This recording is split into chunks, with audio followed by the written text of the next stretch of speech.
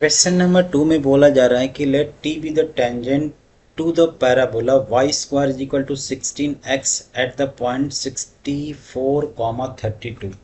तो सबसे पहले तो हम लोग टेंजेंट का इक्वेशन लिखते हैं। तो y square is equal to, अगर 16x के लिए टेंजेंट का इक्वेशन लिखेंगे तो y1 बराबर 8 into x plus x one, और y1 का वैल्यू 32 दिया हुआ है तो यहाँ रख लेते हैं 32 y is equal to 8 times x plus 64।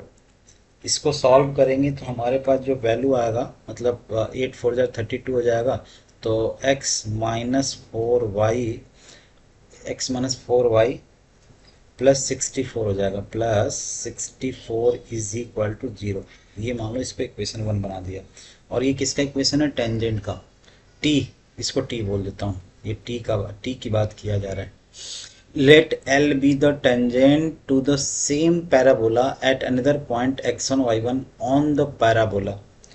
तो L की अगर बात कर रहे हैं, L be the tangent to the same parabola at another point x1 on the parabola if L and T are perpendicular to each other बोल रहा है। तो अगर मैं इसकी इक्वेशन लिखूं, पैराबोला का इक्वेशन लिखूं, तो एक्चुअली क्या बोल रहा है, ये दोनों एक दूसरे के परपेंडिकुलर हैं। Then the distance between the point x1 y1 and the focus of the parabola बोल रहा है। देखो, अगर मैं equation of tangent for the parabola लिखूं तो टी वाई बराबर क्या होता है? टी वाई बराबर, मतलब पैरामेट्रिक फॉर्म में लिखूं तो टी वाई बराबर x plus A T square होता है, और ए का वैल्यू यहाँ पे क्या दिया हुआ है? 4 दिया हुआ है। तो 4t स्क्वायर मैं लिख सकता हूँ। अगर मैं इसमें कंपेयर करूँ, मतलब y is equal to x divide by t plus 4t बोल सकते हैं यहाँ पे।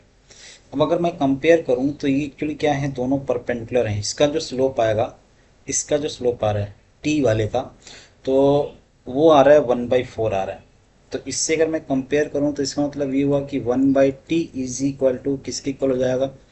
-1/4 के, क्योंकि इसका स्लोप 1/t एंड 1/4 दोनों परपेंडिकुलर है ना। तो t and 1/4 is equal to क्या आ जाएगा? -1। इसका मतलब ये हुआ कि 1/t का वैल्यू -4 के बराबर है। ठीक है, t का वैल्यू, तो t का जो वैल्यू आएगा वो किसके इक्वल हो जाएगा? -1/4 के इक्वल आ गया। तो मैं चाहूँ तो यहाँ पे रख लेता हूँ t का वैल्यू -1/4।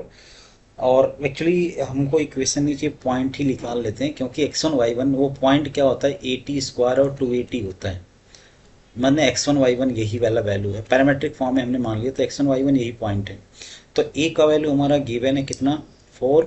और t का वैल्यू हमारा मिल चुका है 1/4, -1/4। तो अगर मैं p का कोऑर्डिनेट फाइंड आउट करूं, जो कि x1 y1 था, तो वो बन जाएगा कुछ ऐसा, 4 × 1/16, 4 × 1/16 यानी 80 स्क्वायर है ना। तो 4 × 1/16 यानी 1/4 हो जाएगा, 1/4।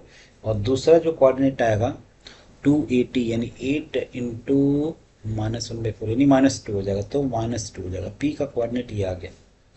और यहाँ पे जो फोकस का कोऑर्डिनेट है, फोकस का कोऑर्डिनेट क्या निकल के आएगा? 4,0। फोकस का कोऑर्डिनेट ऑलरेडी a,0 होता है, तो 4,0 हो गया।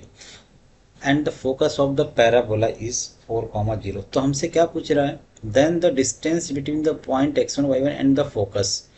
तो x1 y1 ये है, और इन दोनों के बीच का डिस्टेंस निकालना है, यानी pf निकालना है बेसिकली। तो pf जो हमारा आया वो आ जाएगा 1/4 -4 का होल स्क्वायर। तो 1/4 -4 यानी 15 डिवाइड बाई 4 का होल स्क्वायर, माइनस में आएगा और +4। तो इसको सॉल्व करेंगे तो यहाँ जाएगा 64 और 280, मतलब ये जाएगा 289, √289 डिवाइड बाई 16, मतलब ये हो जाएगा कि 17 डिवाइड बाई 4 हो जाएगा, 17 डिवाइड बाई 4। तो यहाँ पे भी ऑप्शन नंबर सी करेक्ट है।